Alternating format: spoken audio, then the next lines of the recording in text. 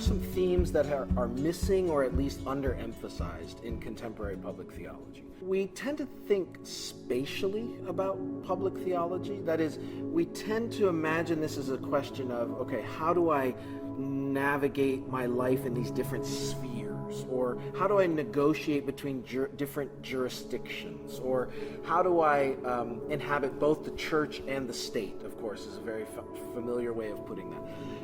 I understand why we frame it that way, but I also think what happens then is we miss something about the dynamics of political life, public life, because we miss the fact that it's not just a space for us to express our beliefs or vote the way we think. It's also a kind of repertoire of rhythms and rituals and practices that is doing something to us. It's formative, and it might be deformative. Remember when Paul journeys to Athens, and he's at the Areopagus in Mars Hill, and he's walking amidst all of these altars and temples, and he looks around and he says, I see that you are very religious.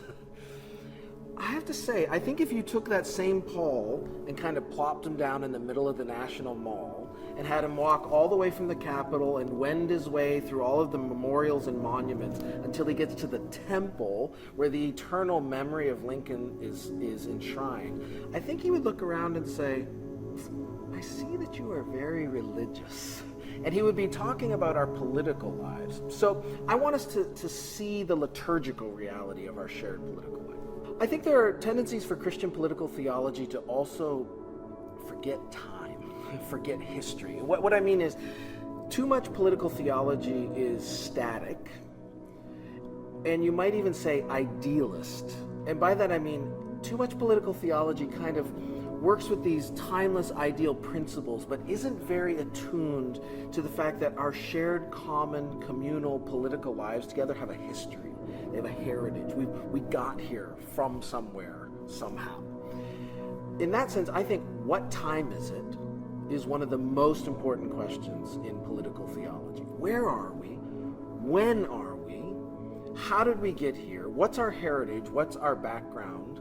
What are the vagaries and zigzags of history that got us to this particular moment in this time? And where did the gospel weave itself into that history? So in that sense, I think part of Awaiting the King is sort of a political genealogy.